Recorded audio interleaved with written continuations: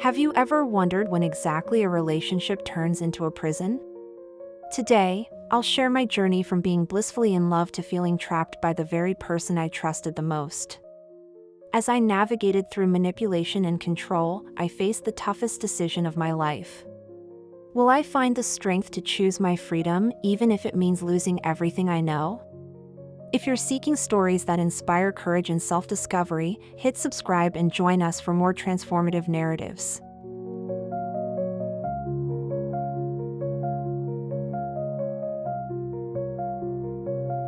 The fluorescent lights buzzed overhead, casting a harsh glow on the worn pages of my textbook. I shifted uncomfortably in my seat, the hard plastic chair digging into my back as Professor Winter's voice echoed through the lecture hall. Her words seemed to hang in the air, each one landing like a punch to my gut. Emotional abuse often starts subtly, she explained, her tone measured and calm. The abuser may use manipulation tactics such as gaslighting or love bombing to maintain control over their partner. I felt my heart rate quicken, my palms growing clammy as I gripped my pen tighter. The room suddenly felt too warm, too cramped. I glanced around, wondering if anyone else could hear the thundering of my pulse in my ears. Professor Winters continued, her voice fading in and out of my consciousness like a badly tuned radio. Victims may find themselves constantly walking on eggshells, afraid of upsetting their partner. My mind raced back to last night's argument with Eric. The way he'd threatened to leave me if I went out with my friends again. The familiar knot of anxiety tightened in my chest as I recalled how I'd begged him to stay, promising I'd do better. It's crucial to recognize these signs, Professor Winters stressed, her words cutting through my thoughts. Healthy relationships are built on trust, respect, and open communication. I blinked rapidly, trying to focus on taking notes, but my hand trembled, leaving illegible scribbles across the page. The air in the room felt thick, suffocating. I could smell the faint scent of coffee from the student next to me, hear the rhythmic tapping of laptop keys all around, but it all seemed distant, muffled. As Professor Winters clicked to the next slide, a wave of nausea washed over me. The list of abusive behaviors stared back at me from the projector screen, each point a mirror reflecting my life with Eric. Controlling behavior? Check. Constant criticism? Check. Threats and intimidation? Check. My vision blurred as tears threatened to spill. I blinked them back furiously, not wanting to draw attention to myself. The lecture continued, but I was lost in a whirlpool of memories and realizations, each one more painful than the last. As the class ended and students began to file out, I remained frozen in my seat, my mind a battlefield of denial and dawning understanding. With shaky hands, I began to gather my things, my movements slow and mechanical. That's when I saw it.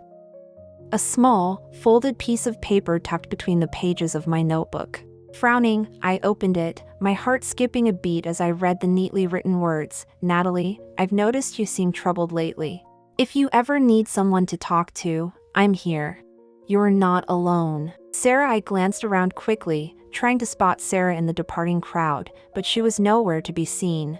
How had she known? Was I that transparent?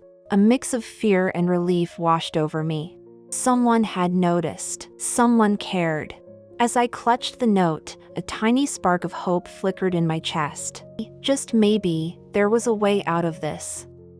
But the thought of confronting the reality of my relationship with Eric sent a fresh wave of panic through me.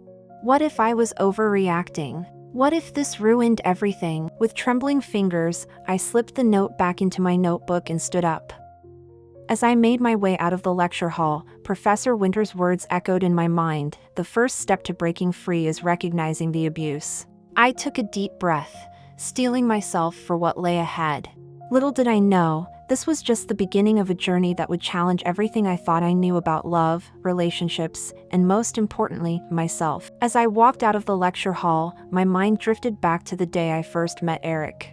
It was a crisp autumn afternoon, leaves crunching under my feet as I hurried across campus. I'd been so focused on my textbook that I didn't see him until we collided, my papers scattering like confetti in the wind. I'm so sorry. I'd stammered, cheeks flushing with embarrassment. But Eric had just laughed, his blue eyes twinkling with amusement. No harm done, he'd said, helping me gather my things. I'm Eric, by the way. From that moment, it felt like my world had shifted on its axis. Eric was charming, attentive, and seemed to understand me in a way no one else ever had. Our first date was magical, a picnic in the park, where we talked for hours under a canopy of golden leaves. He'd brought my favorite sandwiches and even remembered I loved daisies. "You're special, Natalie," he'd said, tucking a flower behind my ear. "I want to make you happy." I remember thinking how lucky I was. Eric was always there, sending good morning texts, surprising me with little gifts, and planning elaborate dates. He'd talk about our future together with such certainty that I couldn't help but get swept up in the romance of it all. "We're meant to be together," he'd whisper, holding me close. "You and me against the world." I believed him with every fiber of my being. How could I not? He was my first real love, and everything felt so intense, so right. I was certain we were soulmates, two halves of a whole finally united. But looking back now, I can see the subtle shifts that occurred. It started small, a frown when I mentioned going out with friends, a comment about my outfit being too revealing. "I just worry about you," he'd say, his voice laced with concern. "There are a lot of creeps out there." At the time, I'd felt touched by his protectiveness. Wasn't that what love was supposed to be? Someone who cared enough to look out for you? Then came the rules, so gradual I hardly noticed them forming. Check-in texts when I went out. Sharing my location just in case. Spending less time with my friends because we're all we need. "I love you so much," Eric would say, pulling me close. "I just want you all to myself. Is that so wrong?" And I, in my naivety, would melt at his words. I interpreted his possessiveness as passion, his control as care. I was so caught up in the idea of our perfect love story that I couldn't see the red flags waving right in front of me. "We're going to have an amazing life together," Eric would promise, painting pictures of our future home, our travels, our happily ever after. And I believed every word, clinging to the dream of forever with my supposed soulmate. Even when doubts would creep in, when something felt off, I'd push those thoughts away. After all, relationships took work, right? And ours was special. We were special. At least, that's what I told myself. As I walked across campus now, Sarah's note burning a hole in my pocket, I couldn't help but wonder, when had the fairy tale turned into a nightmare? And more importantly, how had I been so blind to it all? The campus coffee shop bustled with activity as I settled into a quiet corner, my hands wrapped around a steaming latte. I needed a moment to gather my thoughts before heading home to Eric. As I sat there, memories of the past few months flooded my mind, each one a stark reminder of how much our relationship had changed. I remembered the first time Eric had threatened to leave me. We'd been arguing about a study group I wanted to join, and suddenly, his face had twisted with anger. "If you can't prioritize our relationship, maybe we shouldn't be together," he'd spat. The words had hit me like a physical blow. I'd immediately backpedaled, promising I'd skip the study group, anything to keep him from leaving.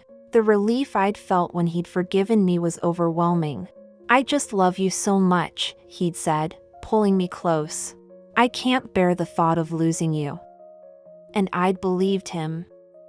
After all, wasn't that what love was? Compromise and sacrifice? But that incident had only been the beginning. Soon, it seemed like everything I did was wrong. Going out with friends, wearing certain clothes, even talking to male classmates, all of it could trigger Eric's threats of abandonment. "If you really loved me, you wouldn't do this," he'd say, his voice cold and distant. Each time, I'd scramble to make things right, to prove my love and commitment. The constant fear of losing him kept me in a perpetual state of anxiety, always walking on eggshells, always trying to anticipate his moods and needs. I told myself it was normal. Relationships were hard work, right? And Eric loved me so much that of course he'd be upset at the thought of losing me. I'd repeat these justifications like a mantra, desperately clinging to the belief that our love was worth all this pain. He just needs reassurance, I'd think. He's been hurt before. I need to be patient. But there were moments when doubt would creep in. The time I'd missed a call from him because I was in the library with my phone on silent. He'd been furious, accusing me of lying about my whereabouts. "Who were you really with?" he demanded. "Don't think I won't leave if you're cheating on me." For a brief moment, I'd felt a flicker of indignation. Why didn't he trust me? Why was he always assuming the worst? But then the fear had kicked in, fear of losing him, fear of being alone, and I'd pushed those thoughts aside, focusing instead on calming him down and proving my innocence. Even now, sitting in the coffee shop, I could feel that familiar mix of love and fear churning in my stomach. Part of me knew this wasn't right, that relationships shouldn't be this hard, this painful. But another part, the part that still saw Eric as my soulmate, my future, quickly silenced those concerns. "He loves me," I whispered to myself, ignoring the pitying look from a nearby student who must have overheard. "He just shows it differently. I need to try harder." As I gathered my things to leave, my phone buzzed with a text from Eric. "Where are you? You should be home by now. Are you with someone?" The familiar surge of panic rose in my chest. I quickly typed out a response, explaining about the coffee shop and promising I was on my way. As I hurried out the door, I couldn't shake the feeling that something was terribly wrong. But I pushed it down, like I always did, and focused on getting home to Eric. After all, I loved him. And love conquered all, didn't it? It had to. Because if it didn't, what did that mean for us? What did that mean for me? The library was quiet, save for the soft rustling of papers and the muted tapping of laptop keys. I sat at a round table with my project group, surrounded by open books and scattered notes. We were working on a presentation about interpersonal relationships for our advanced psychology class, and the irony wasn't lost on me. As we discussed case studies, Sarah, the same Sarah who had left me the note, brought up a particularly poignant example of emotional manipulation. Her words hit too close to home, and before I knew it, tears were welling up in my eyes. "Natalie?" Sarah's voice was gentle, concerned. "Are you okay?" I tried to nod, to brush it off, but the dam had broken. Words tumbled out of me in a rushed whisper, painting a picture of my life with Eric, the constant fear, the walking on eggshells, the threats of abandonment. As I spoke, I saw the shock and concern on my groupmates' faces. "Oh, Natalie," Sarah said softly, reaching out to squeeze my hand. "That's not love. That's abuse." The word abuse hit me like a physical blow. I wanted to deny it, to defend Eric, but the looks of understanding and sympathy from my peers told me they saw what I had been trying so hard to ignore. "You deserve so much better," Jake, another group member, said firmly. "No one should live in constant fear of their partner leaving them." Their words of support and encouragement washed over me, simultaneously comforting and terrifying. For the first time, I allowed myself to truly consider the possibility that what I had with Eric wasn't the epic love story I'd convinced myself it was. As I walked home that evening, my mind was a battlefield. On one side was the familiar fear of losing Eric, of being alone. What if I was overreacting? What if this was just a rough patch? The thought of life without him was terrifying. But on the other side, a new voice was emerging. A voice that whispered of freedom, of self-respect, of a life without constant anxiety.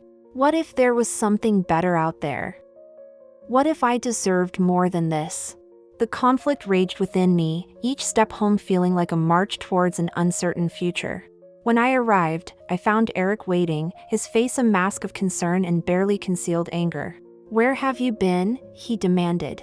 "I've been calling for hours." The old Natalie would have immediately apologized, would have scrambled to explain and soothe his anger. But something had shifted. I felt a flicker of defiance. "I was working on a group project," I said, my voice steadier than I felt. My phone was on silent. Eric's eyes narrowed, but I held my ground. The conversation that followed was tense, filled with his accusations and my tentative attempts at standing up for myself. When I finally went to bed that night, my head was spinning. Unable to sleep, I reached for my laptop. With shaking hands, I typed signs of emotional manipulation into the search bar. As I read through article after article, a mix of emotions washed over me: recognition, anger, sadness, and finally, a glimmer of hope. I learned about gaslighting, about love bombing, about the cycle of abuse. Each new piece of information was like a key, unlocking doors in my mind that had long been shut. I began to see patterns in Eric's behavior, to recognize the tactics he used to keep me under his control. As the first rays of dawn crept through my window, I felt something I hadn't felt in a long time: strength. It was small, fragile, but it was there. I knew the road ahead would be difficult, that breaking free from Eric wouldn't be easy. But for the first time, I could see a future beyond this relationship, a future where I was free, happy, and loved in the way I deserved to be. I closed my laptop and took a deep breath. The journey ahead was daunting, but I wasn't alone. With the support of my friends and the knowledge I was gaining, I felt ready to take the first steps towards reclaiming my life. As I got ready for class, I caught my reflection in the mirror. The woman looking back at me seemed different, somehow scared, yes, but also determined.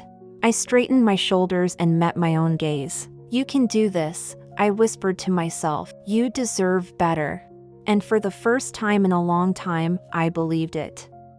My heart pounded in my chest as I stood outside Eric's apartment, my hand poised to knock. The weight of what I was about to do pressed down on me, making it hard to breathe. I closed my eyes, remembering the words of encouragement from Sarah and my other classmates. "You've got this, Natalie," I whispered to myself, and knocked. Eric opened the door, his smile fading as he took in my serious expression. "What's wrong?" he asked, a hint of defensiveness already creeping into his voice. I took a deep breath and stepped inside. "We need to talk, Eric." As we sat on his couch, the same couch where we'd shared so many moments, I steeled myself for what was to come. "I've been doing a lot of thinking," I began, my voice surprisingly steady. "About us, about our relationship. And I've realized some things that I can't ignore anymore." Eric's face darkened. "What are you talking about?" I took another deep breath. "The way you treat me, Eric. The constant threats to leave me, the control over who I see and what I do. It's not healthy. It's not love. It's manipulation and emotional abuse." The words hung in the air between us. Eric's expression cycled through shock, anger, and finally settled on a calculated calm that I'd seen so many times before. "You don't know what you're saying," he said softly, reaching for my hand. "I love you. Everything I do is because I care about you." I pulled my hand away, feeling a surge of strength. "No, Eric. I do know what I'm saying. I've educated myself about emotional abuse, and I can see now how you've been manipulating me. The love bombing at the beginning, the isolation from my friends, the constant threats, it stops now." Eric's facade cracked, anger seeping through. "So what, you think you can just walk away? After everything I've done for you? You're nothing without me, Natalie. Who's going to love you like I do?" His words stung, playing on my deepest fears. For a moment, I felt that familiar panic rising. What if he was right? What if I couldn't make it on my own? The thought of a future without Eric stretched before me, vast and uncertain. Who would I be without him? What if I ended up alone forever? But then, another vision emerged. A vision of myself, strong and independent. I saw myself graduating, pursuing my dreams without constantly seeking someone else's approval. I imagined helping others who had been in similar situations, using my experience to make a difference. "You're wrong, Eric," I said, my voice growing stronger. "I'm not nothing without you. I'm everything without you. I'm myself." Eric's face contorted with rage. "You ungrateful little no," I cut him off, standing up. "I'm not going to let you manipulate me anymore. We're done, Eric. This relationship is over." As I spoke the words, I felt a weight lift from my shoulders. Yes, the future was uncertain, and yes, it was scary. But it was also full of possibilities that had been closed to me for so long. Eric started to speak, his voice a mix of anger and pleading, but I was already moving towards the door. "Don't contact me again," I said firmly. "I mean, it's over. As I walked out of his apartment, out of his life, I felt a whirlwind of emotions. Fear of the unknown, sadness for the love I thought we had, but overwhelmingly, a sense of freedom and hope. My phone buzzed in my pocket, a text from Sarah asking if I was okay. I smiled, realizing I wasn't alone. I had friends, support, and most importantly, I had myself. As I walked home, plans started forming in my mind. I would throw myself into my studies, maybe even start a support group for others who had experienced emotional abuse. The path ahead wouldn't be easy, but for the first time in a long time, I felt excited about the future. I looked up at the sky, taking a deep breath of the cool evening air. This is just the beginning, I whispered to myself, and for once, the thought of a new beginning filled me with joy rather than fear. I was free, and I was ready to start living life on my own terms. Whatever challenges lay ahead, I knew I had the strength to face them.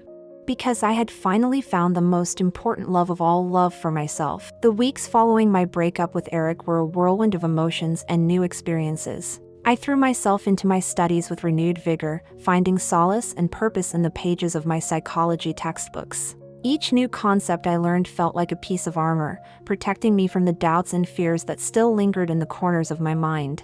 One particularly sunny afternoon, I found myself sitting in a circle of chairs in the community center, surrounded by faces that mirrored my own mix of apprehension and hope. It was my first time attending a support group for survivors of emotional abuse, and my heart raced as I listened to others share their stories. When it was my turn to speak, I took a deep breath and began. "Hi, I'm Natalie," I said, my voice shaky but determined. "And I recently left an emotionally abusive relationship." As I shared my story, I saw nods of understanding and looks of empathy from the group. For the first time, I felt truly seen and understood. When I finished speaking, a woman across from me reached out and squeezed my hand. "You're so brave," she said, her eyes glistening with tears. "Thank you for sharing." That moment marked a turning point. I realized that by sharing my experiences, I could not only heal myself but also help others. I began attending the group regularly, each session feeling like a step forward in my recovery. But the path wasn't always smooth. There were days when the loneliness felt overwhelming, when I'd reach for my phone to call Eric before remembering why I couldn't. Nights when I'd wake up in a cold sweat, haunted by memories of his angry words and manipulative tactics. One particularly difficult day, I ran into Eric on campus. My heart raced as he approached, his face a mask of contrition. "Natalie, please," he began, his voice soft and pleading. "I've changed. Give me another chance." For a moment, I felt myself wavering. The familiar pull of his charm, the promise of comfort and familiarity, was almost overwhelming. But then I remembered all I had learned, all I had overcome. I straightened my shoulders and met his gaze. "No, Eric," I said firmly. "I'm sorry, but that chapter of my life is closed. I hope you find peace, but it won't be with me." As I walked away, my steps felt lighter. It was a small victory, but a significant one. I had faced my abuser and stood my ground. I felt stronger, more confident in my decision than ever before. These small victories began to accumulate. Acing a difficult exam, making new friends who respected my boundaries, helping a fellow survivor in the support group find the courage to leave her abusive partner. Each achievement, no matter how small, felt like a brick in the foundation of my new life. One evening, as I sat in my favorite coffee shop working on a paper about the psychology of abusive relationships, I found myself pausing to reflect on my journey. I thought about the scared, insecure girl I had been just a few months ago, constantly seeking Eric's approval and living in fear of his mood swings. I hardly recognized that version of myself anymore. In her place was a woman who was learning to trust her own judgment, who was rediscovering her passions and dreams. A woman who understood the value of healthy relationships and self-respect. The knowledge I had gained, both from my studies and from my own experiences, had been crucial in my recovery. Understanding the dynamics of abusive relationships, recognizing the tactics of manipulation and control, had given me the tools to break free and stay free. As I looked out the window at the setting sun, I felt a sense of peace wash over me. The road ahead was still long, and I knew there would be more challenges to face. but I also knew that I had the strength and resilience to overcome them. I turned back to my laptop, fingers hovering over the keys. The title of my paper stared back at me, Breaking the Chains, Understanding and Overcoming Emotional Abuse. I smiled to myself as I began to type. This wasn't just an academic exercise anymore, it was my story, my truth. And as I wrote, I made a silent promise to myself and to all the other survivors out there. I would use my voice, my experiences, and my knowledge to shed light on the darkness of abuse. I would help others find the strength to break free, just as I had. Because now I understood a fundamental truth: knowledge is power, and in the face of abuse, it can be the key to freedom. My journey wasn't over in many ways, it was just beginning. But for the first time in a long time, I was excited about what the future held. I was ready to embrace life, to love myself, and to help others do the same. As I finished my paper, I felt a sense of accomplishment wash over me. This was more than just an assignment, it was a testament to my growth, my resilience, and my commitment to making a difference. I saved the document, closed my laptop, and stepped out into the cool evening air, ready to face whatever challenges tomorrow might bring. Because now I knew, I was stronger than any abuse, any manipulation, any fear. I was Natalie, survivor and thriver, and my story was far from over. As I stand here today, looking out at all of you, I'm overwhelmed by how far I've come. My journey from a victim of emotional abuse to a survivor and advocate has been challenging, but infinitely rewarding. I've learned so much, and I want to share some of those lessons with you. First and foremost, I've learned the importance of recognizing the signs of abuse. It's not always bruises or broken bones. Sometimes, it's the subtle erosion of your self-esteem, the constant fear of disappointing your partner, or the gradual isolation from friends and family. These are red flags we can't afford to ignore. Secondly, I've learned that seeking support is not a sign of weakness, but of incredible strength.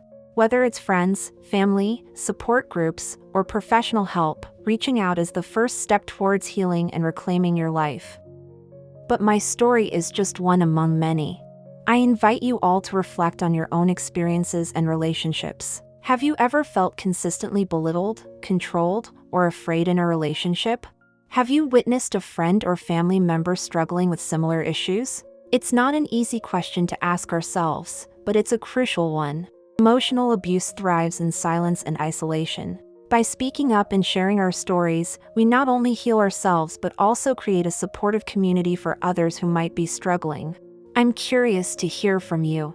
Have any of you faced similar situations? How did you find the strength to overcome them? Your stories matter, and they have the power to inspire and help others who might be going through similar experiences right now. If my story has resonated with you, I encourage you to take action.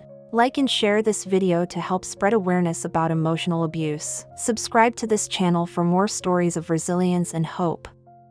Every share, every conversation, could be the lifeline someone needs to break free from an abusive situation.